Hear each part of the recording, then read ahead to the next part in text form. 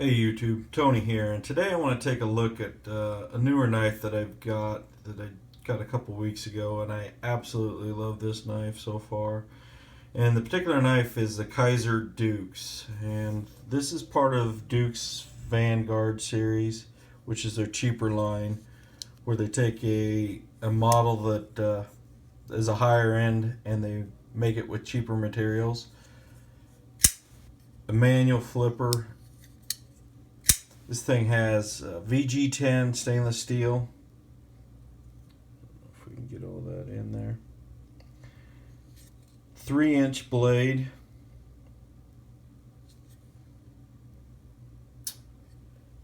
Just your standard G10 scale handles. This particular one's just in the black. They have a black and red one.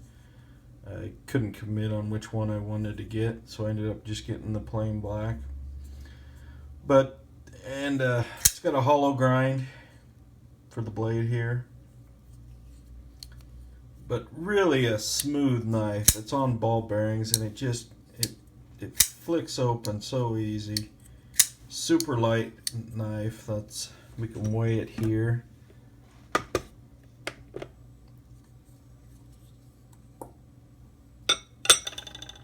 Comes in at 2.7 ounces, so really light knife.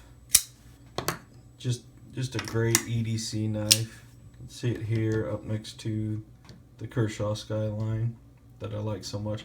So this gets right into my area of what I like in an EDC knife. You know, that 3 to 3 1/4 inch blade, light, thin.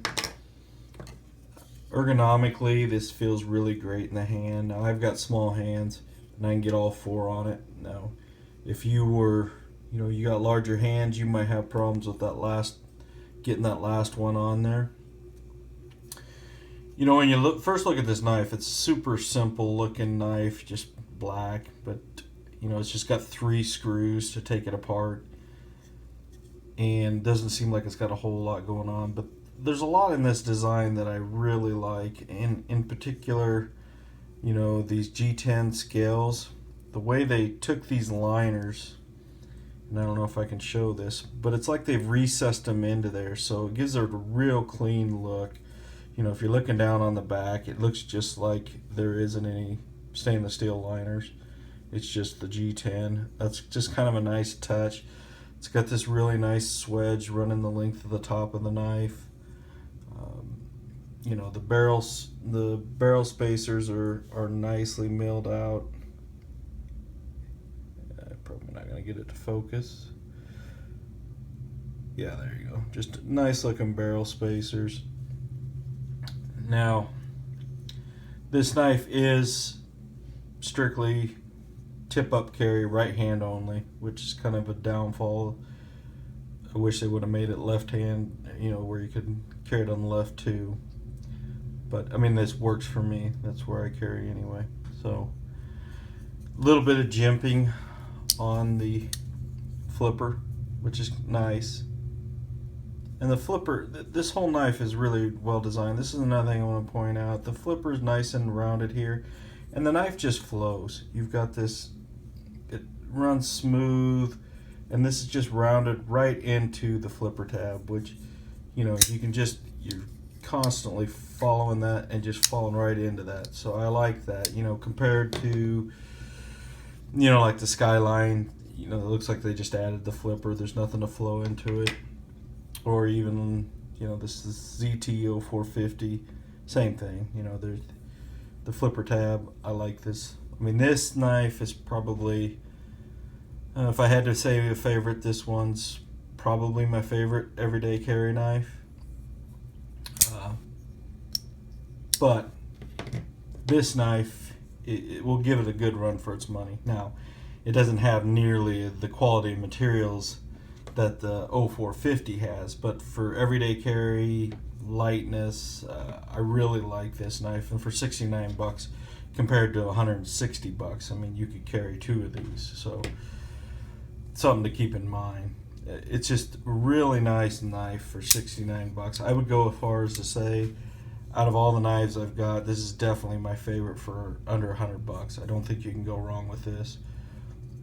it's the only another downfall to it is probably a gateway drug for me, because I can't see this being my last Kizer, and they only go up in price after this. So this is an entry level Kizer.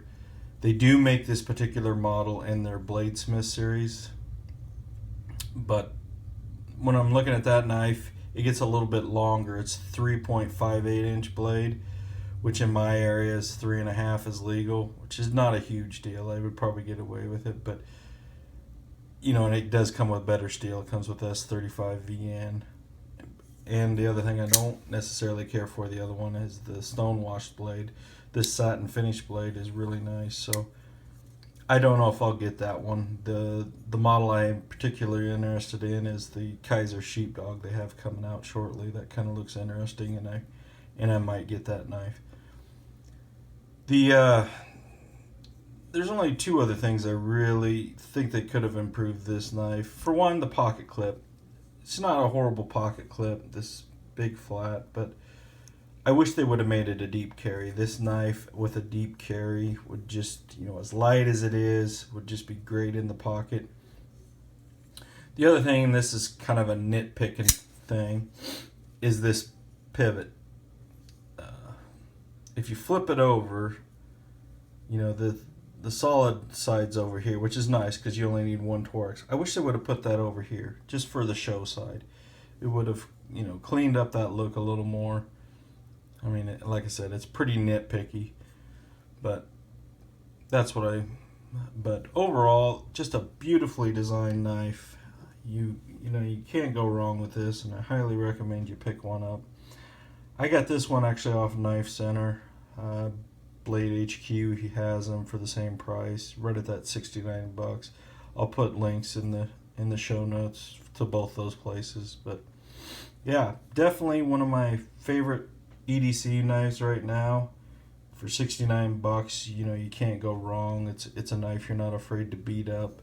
So yeah, definitely go get you one. And thank you for watching my video. Like and subscribe, and I'll see you on the next one.